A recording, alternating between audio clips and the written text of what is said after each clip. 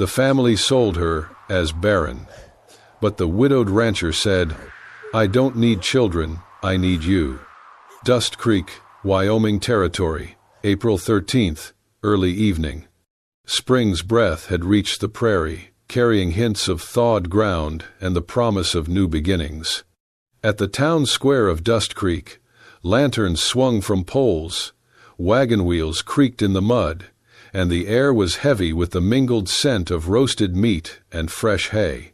Farmers, traders, craftsmen, and townsfolk bustled between stalls of leatherwork, cattle brands, and wildflower bouquets, yet beneath the laughter lay a sharper sound, the chinking of coins, the low murmurs of bargain, and the holler of going once, going twice. Eliza May stood at the edge of the square, boots muddy and breath visible in the cold dusk air. She was 23, slender, with hair of chestnut waves tucked beneath a faded bonnet. Her eyes were wide, hesitant.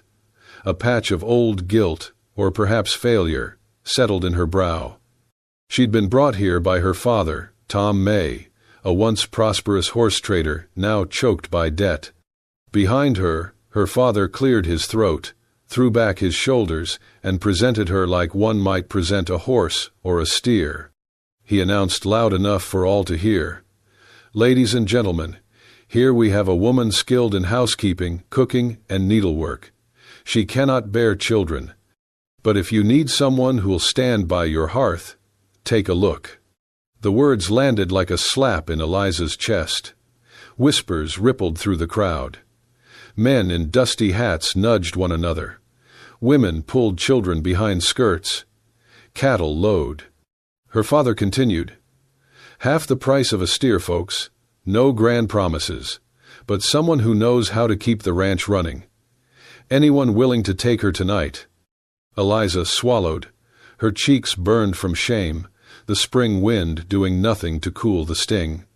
She had exhausted every remedy, every prayer, every bitter draught offered by midwives.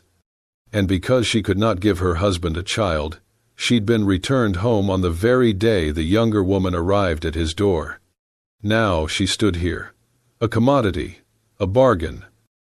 Tom May raised his hand, gesturing toward a rough plank table where he laid down a small leather pouch of coins. The watching crowd quieted. Then Garrett Cole stepped forward from the edge of the throng.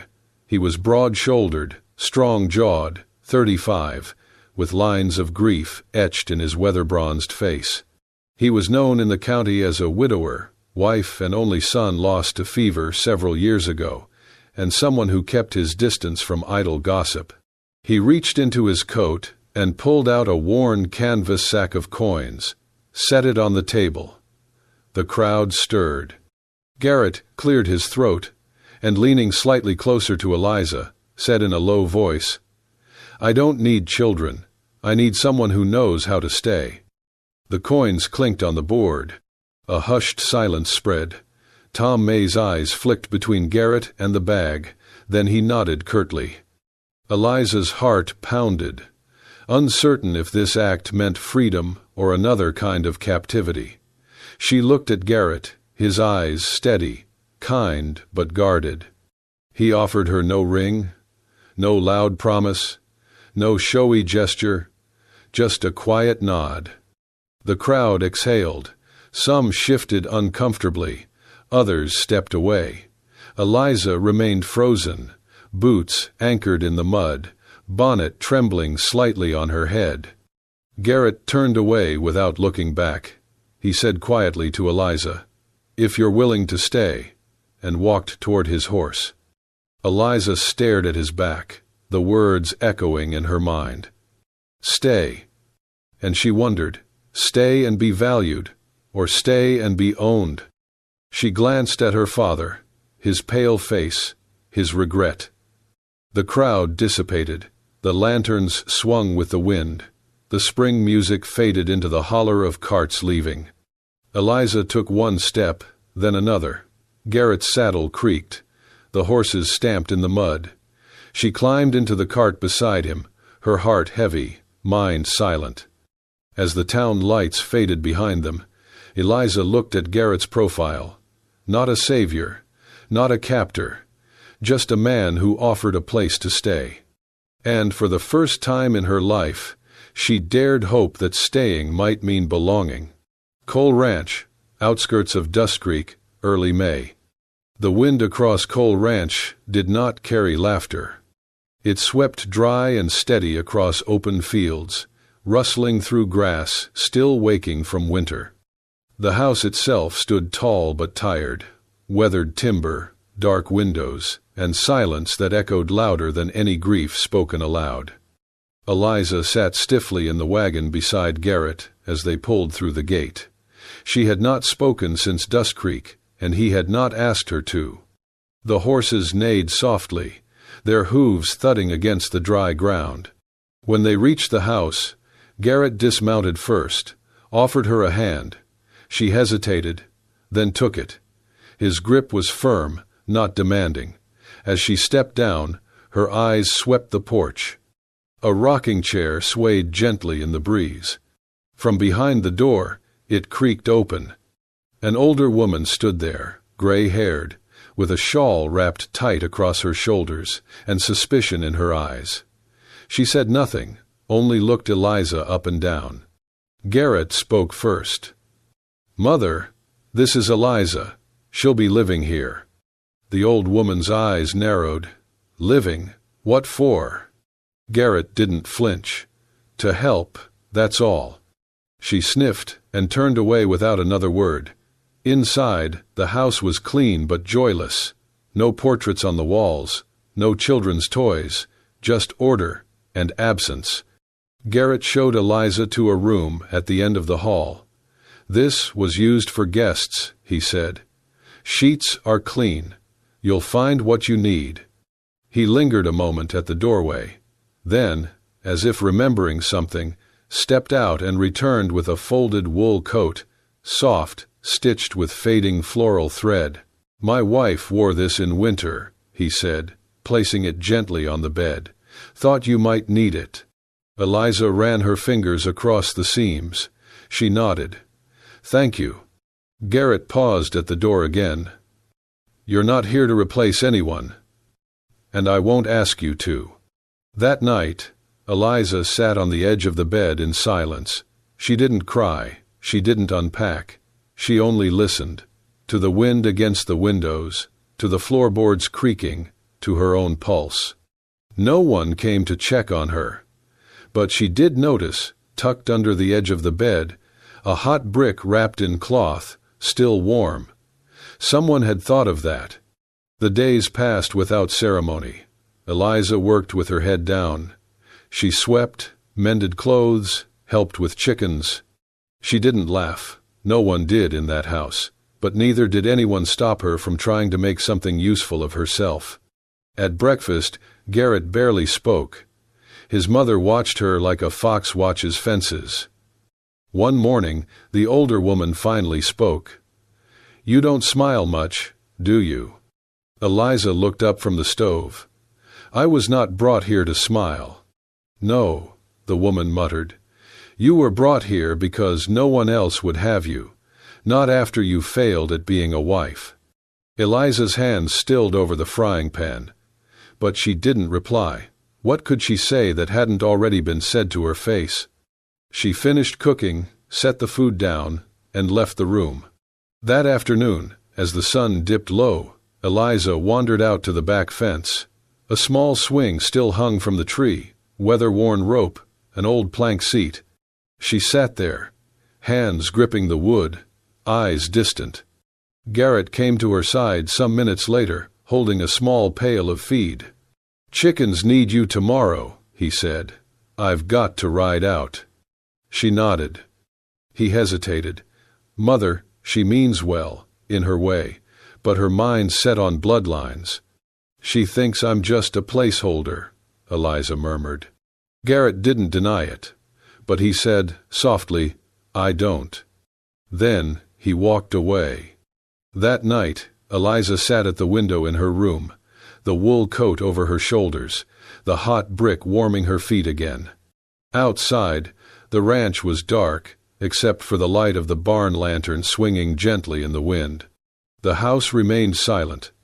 But silence, Eliza was starting to learn, was not always emptiness. Sometimes it simply waited for something to be said, or to be shared, when the heart was ready. And she was almost ready. By midsummer, the fields dried to gold, and the air thickened with the scent of hay. Days stretched long and slow. That was when Eliza began gathering the children. They weren't hers. Most had no one. Or worse, people who'd stopped caring. She taught them in the loft behind the barn, where dust caught sunlight and old saddles lined the walls. There were no desks, just crates and burlap cushions. But the children came, every morning like clockwork. Garrett never said a word about it. But one day, Eliza noticed the wagon tracks looping wider, reaching the edge of the Miller farm, where two barefoot brothers lived alone. They came the next day, cheeks smudged, eyes wide. No one asked who sent them. She taught them letters. Let them trace words in ash. Read aloud stories of wild horses and faraway lands. Her voice, once so unsure, grew stronger with each lesson. The laughter of children returned to the air, not loud, not constant, but enough to remind the wind that someone was still here. One afternoon, while baking for the children, Eliza forgot to watch the hearth. Smoke billowed from the oven, and when she opened the door, flames licked the edge of the pan. She rushed to douse it, heart pounding. The biscuits were black, uneaten. That evening, she set the burnt tray outside. Garrett passed by on his way from the stables. He stopped, looked at the charred dough, then at her. She braced herself for reproach. Instead, he said softly, "Any biscuit left standing still better than a person who got burned trying." He walked on. But Eliza stood there, smoke curling around her, oddly comforted. That night, his mother found her scrubbing the old stone sink in the kitchen, sleeves wet, hair loose from the heat. The old woman leaned on her cane, voice sharp. "This house used to have a child's voice in every room. Now it's full of silence and strangers." Eliza didn't answer. She finished scrubbing, dried her hands, and walked out.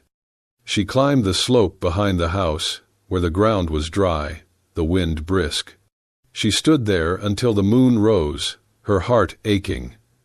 Not from the words, but from the truth they nearly carried. Maybe she didn't belong here. Maybe she never would. But then came Garrett's footsteps, steady on the dirt. He didn't call her name, just stood beside her, the sky vast above. After a moment, he reached into his coat and handed her something small, an old comb, ivory-handled, edges worn smooth. "My wife used this," he said. "Used to sit right where you're standing, brushing her hair before bed." Eliza took it, fingers curling gently around the smooth teeth. "I ain't ever asked you to be her," Garrett added. "Ain't no one here askin' that. Just be Eliza." She nodded once, the comb pressed against her chest. The wind rose, lifting the edge of her shawl.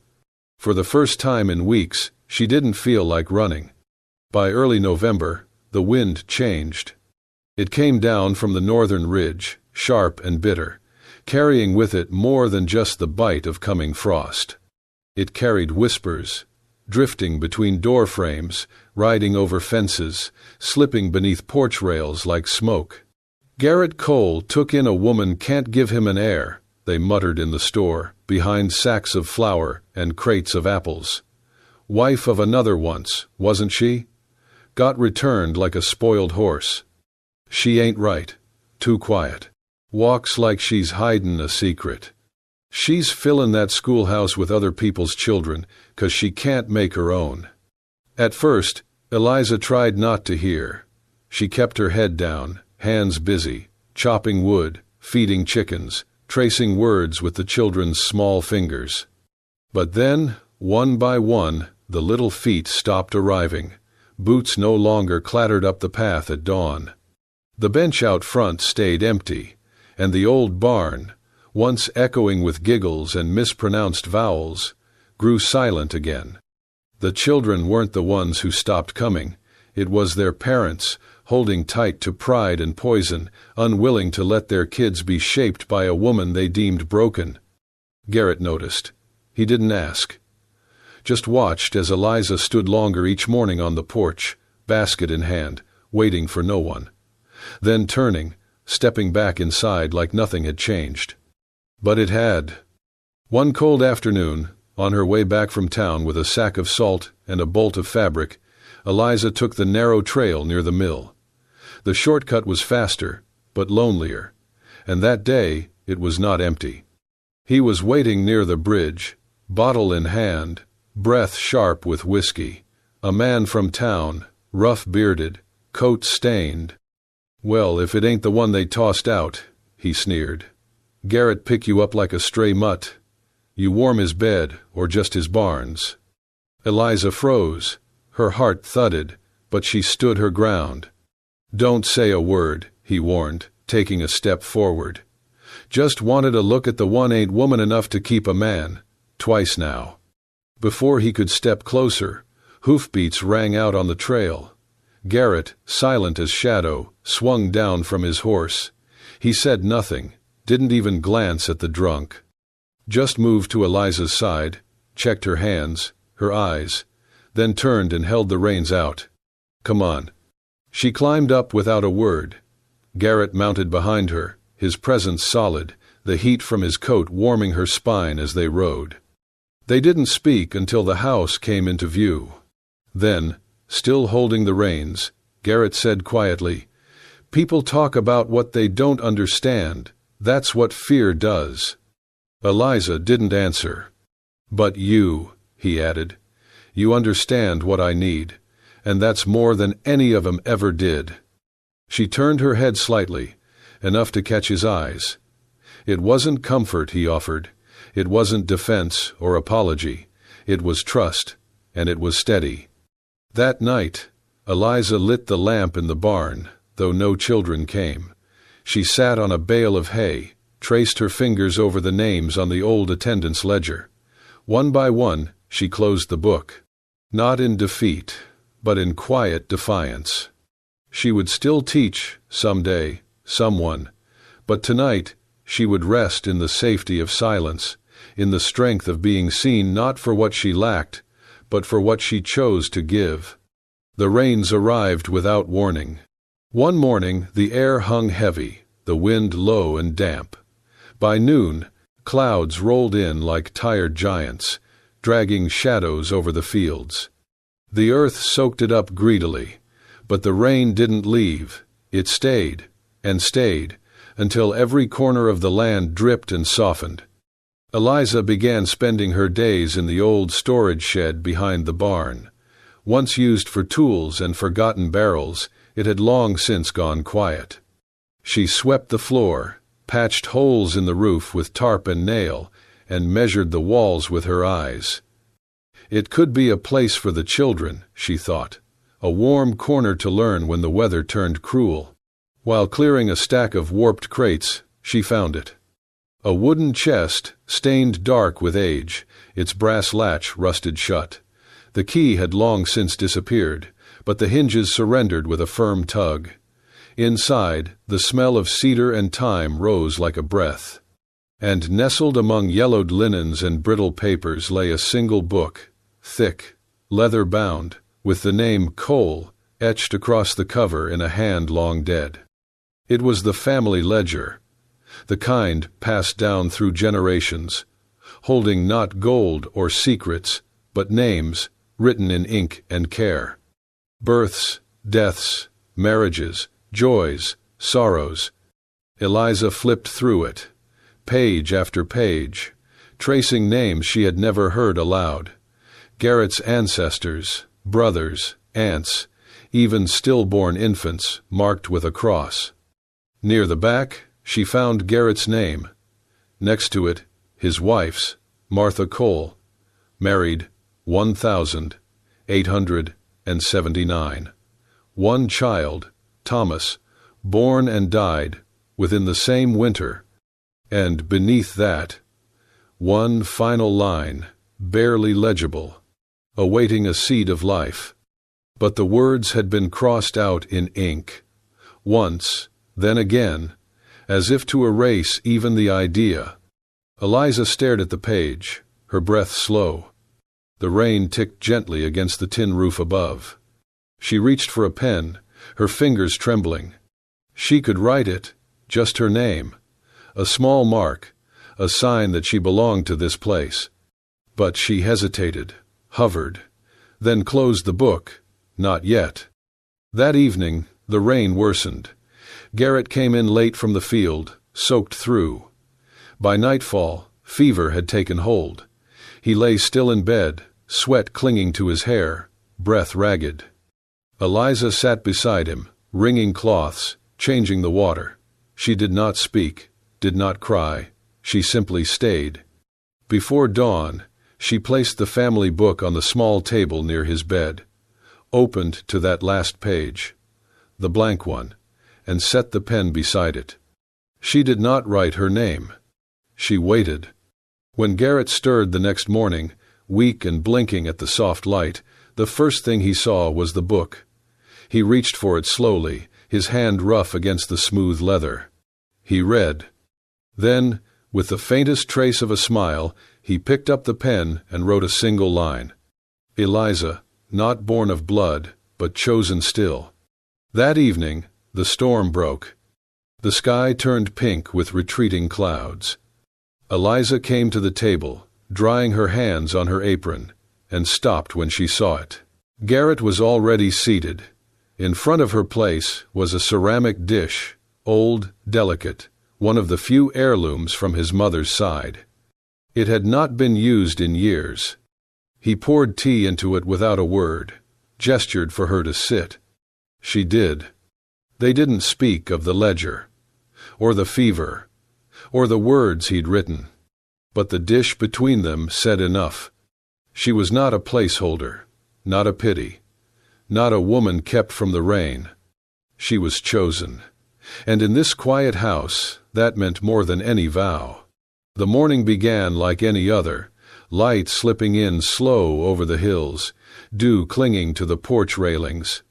The only difference was the sound of hooves. A rider approached, wrapped in oilcloth, carrying a satchel marked with the town seal. The mail came twice a month, sometimes with nothing but notices. But this was different. Garrett opened the envelope by the barn, reading in silence. From the house, Eliza watched as his eyes scanned the page, then lingered. His jaw tightened. He folded the paper carefully, slid it into his coat pocket, and went back to work without a word. Later, while folding laundry in the main room, Eliza found the paper resting on the table. Curiosity overcame her. She read it. Her heart skipped. Verification of land ownership required for property records update. Please confirm legal names of sole or joint proprietors. If married, indicate name of legal spouse. The line sat on the page like a stone. Garrett had never asked her to marry him. He had never spoken of vows, or papers, or rings, and Eliza had never questioned it, not out loud. Their days had found a rhythm, a quiet comfort, but the page made her wonder, where did she stand in the eyes of the world? That night, Garrett sat across from her at the dinner table. The paper lay between them. I do not need anyone's name on that land to know it's ours, he said softly. But if you want yours there, just write it. No courthouse needed, no preacher. Eliza stared at the blank line, the official seal, the space where her name could go, not as a tenant, not as a guest, but as something more. Her hand hovered above the page, pen trembling. Then, instead of signing beneath spouse, she wrote in the line marked co-owner.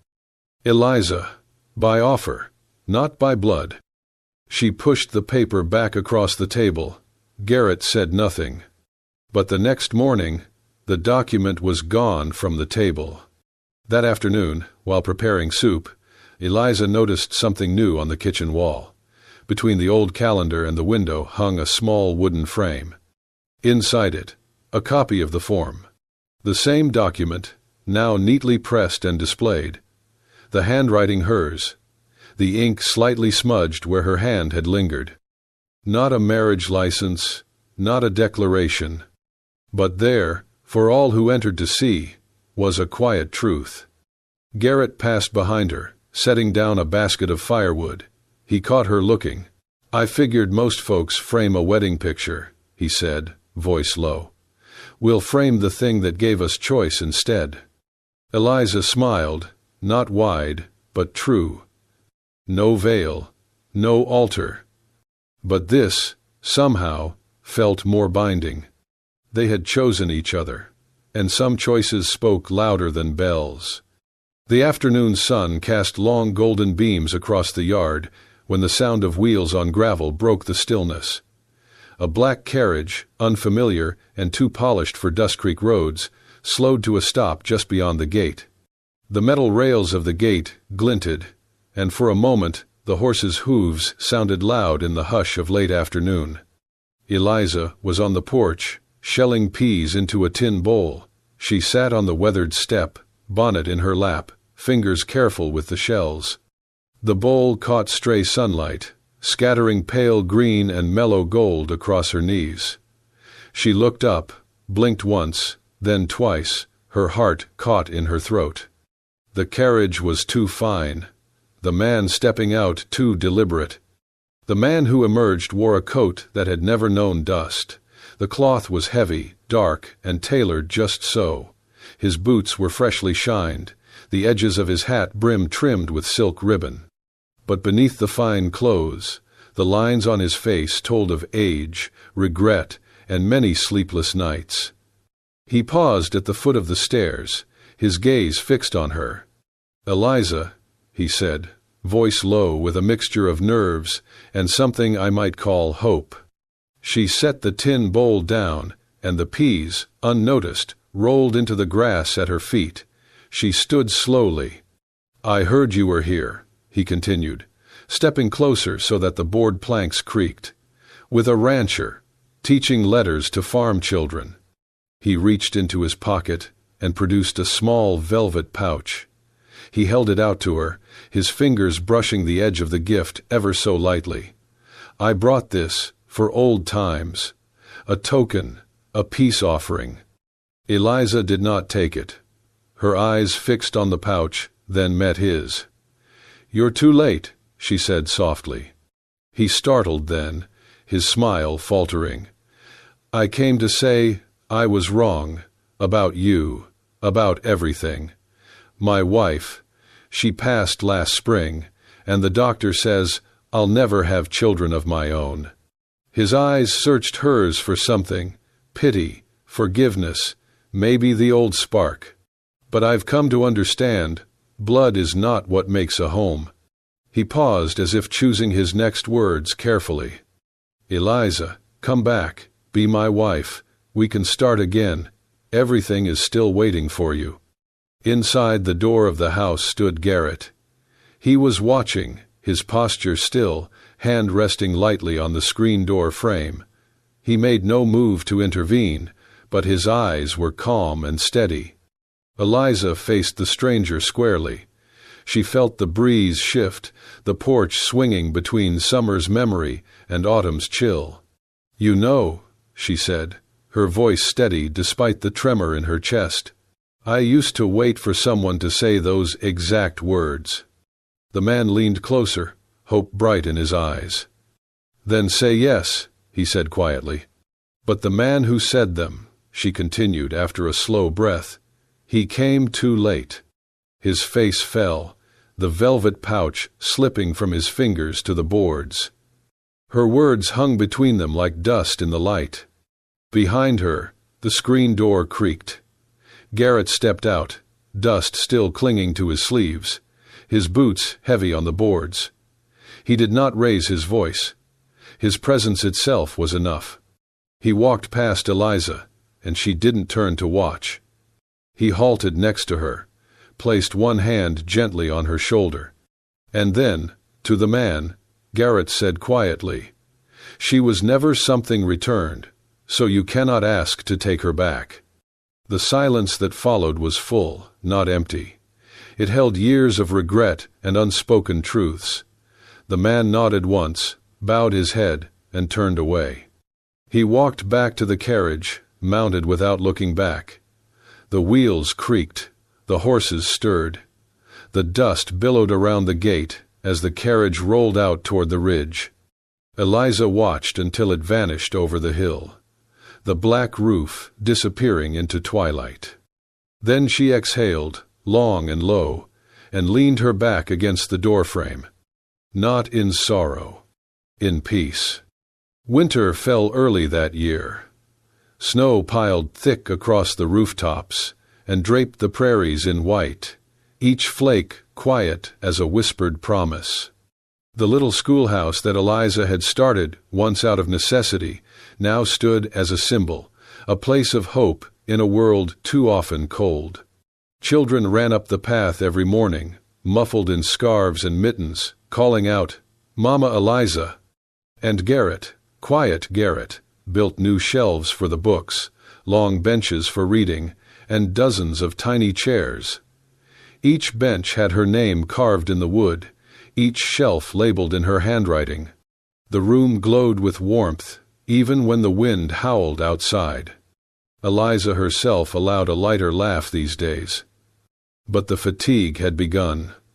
Her hands trembled slightly as she wrote chalk on slate, and her eyes watered when a child asked questions she could not answer. Someone asked offhand, "You look worn, miss?" She only replied with a small smile, "Maybe my heart is carrying all their warmth now." One spring market day, under a pale sky scattered with wind-tossed clouds, Eliza collapsed in the street. The children saw, startled, and Garrett, who had been loading crates at the edge of town, watched the cart pass by, slowed, then raced toward them. He carried her back in his arms, fear in his eyes as tears slid down his jaw. The doctor had to be summoned from across fields and frozen roads. Inside the farmhouse, amid the ticking of the old clock and the moan of winter wind, the verdict came. She's expecting. About 11 weeks. Garrett stood unmoved, his face still. Eliza stared at the floor, and the tears came, quiet, almost silent. "I was told I could never," she whispered. The doctor nodded. "Then now you are allowed." The weeks that followed were precarious, but full of light. Garrett planted pear trees outside the porch, 3 young saplings which he called Hope Orchard. Eliza read books about motherhood, about birth and lullabies, though her voice was still soft and uncertain. On the classroom wall, children taped drawings, tiny hands holding big hearts, babies wrapped in quilts, flowers blooming under snow. It wasn't grand or perfect, it was sacred. And then came the night. The wind flared, the rain lashed the windows, the horizon cracked with thunder. Eliza clutched Garrett's hand. The doctor had been delayed. The barns shook under the storm's breath. In that overturned moment, Garrett guided her. His arms steadied, his voice quiet but firm. "You're not alone," he said. "I'm here." When the baby came, her cry cut through the storm like sunlight breaking ice. Strong and insistent, a girl, eyes brown like Eliza's hair in autumn light. Garrett held them both, voice husky. "She looks like you, brave enough to come where we were afraid to stay." In a trembling moment, he opened the family ledger, the same one he had written the line in. "Eliza, not born of blood, but chosen still." And this time he wrote beneath it, "Eliza, chosen to love, and now loved so much, she gives life. Clara, daughter of 2 souls who had nothing but faith." The orchard outside bloomed that spring, pear blossoms drifting on the breeze. The schoolhouse kept its name, Eliza's School, for hearts, not heirs. The little girl grew, Toddlers around her ran to class and called both Eliza and Garrett Mama and Papa, though they were never bound by birth or vow. On the gate of the school was carved one last line: "Not from blood, from love." And sometimes love brings life. And there, beneath it all, the old farm, the pear trees, the small voices and the laughter, stood the proof that even a heart told it was barren can bear the richest harvest. And so, at the quiet end of the valley, where storms once raged and silence once settled heavy, a house stood with windows lit and a garden blooming. Not every love story needs a wedding. Some just need a roof, a name whispered softly, and a hand that doesn't let go, even when the world tries to. If this story found a warm place in your heart, don't forget to hit that hype button and subscribe to Wild West Love Stories for more tales of grit, grace, and the kind of love that builds homes out of broken timbers. We'll see you at the next sunset. Keep riding true.